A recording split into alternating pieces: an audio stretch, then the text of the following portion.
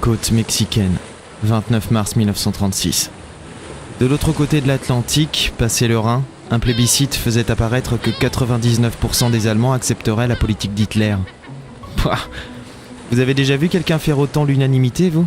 Cet homme manipulait les Allemands comme des marionnettes. Et le reste du monde également. Il était d'autant plus important que nous trouvions les yeux de l'ange bleu avant lui. Cela n'avait plus rien de scientifique, ni même d'idéologique après tout.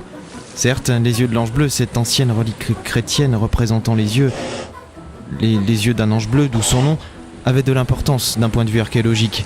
Mais là, nous avions rejoint Mazatlan la veille, profitant d'une nuit de repos, et nous reprîmes la route le matin même de ce 29 mars 1936. Plus d'1 an passé à la recherche des yeux. 1 an déjà. Il y a 1 an, nous étions en Inde, si je me souviens bien, et nous rencontrions pour la première fois la baronne von Schmoll et le général Glott von Glott. C'est en Inde qu'elle essaya d'assassiner pour la première fois le professeur Key. À croire qu'elle en avait pris l'habitude.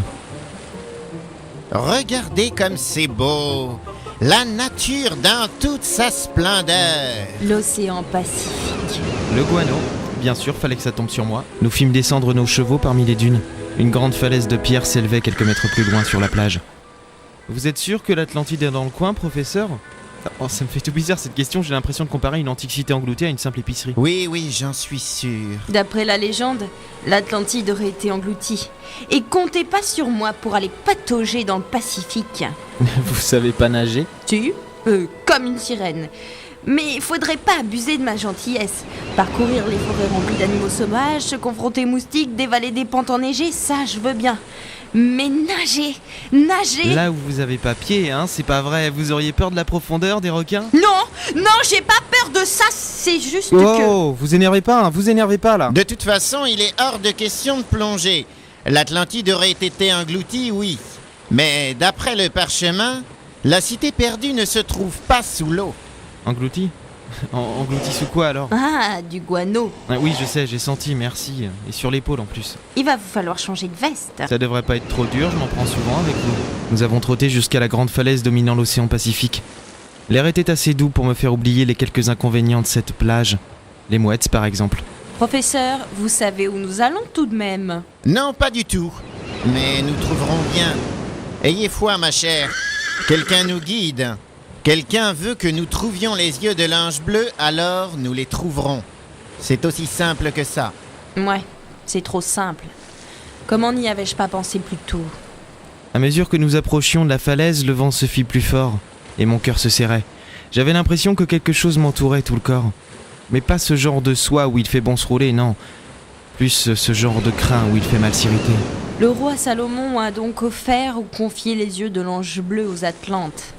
Il a confectionné des répliques qui seraient en même temps les clés. Mais pourquoi ? Peut-être pour être sûr de pouvoir récupérer les pierres précieuses quand il le désirait. Le temps a été contre lui, apparemment. La cité a été engloutie sans qu'il puisse retrouver son trésor. Vous pensez qu'il a confié les yeux de l'ange bleu aux Atlantes à contre-cœur ? Fort probable.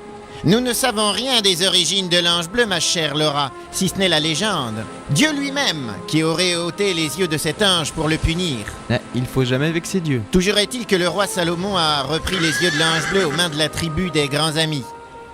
Il a tout de suite compris l'importance des pierres, d'un point de vue ésotérique, dirons-nous. Il avait en sa possession les yeux d'un ange. Ouais, je vois. Plus près de toi, mon Dieu. Dire que nous allons découvrir 2 trésors de l'humanité dont l'existence n'a jamais été prouvée.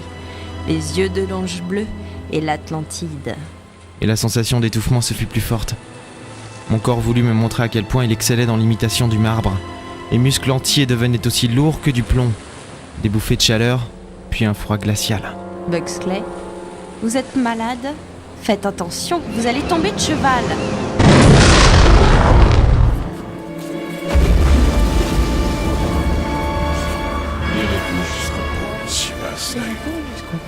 Jusqu'au bout, monsieur Buxley. On commence le rêve. Je vous attendais. Buxley!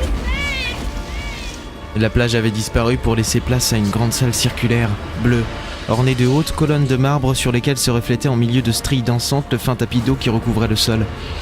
Je me trouvais seul, marchant d'un pas tremblant jusqu'à un cercle de pierre gravé dans le marbre, un cercle qui émergeait de quelques centimètres de l'eau salée et surgissant de derrière les colonnes, lentes et mystérieuses, des silhouettes inquiétantes, vêtues de bure noire, leurs capuches rabattues sur la tête.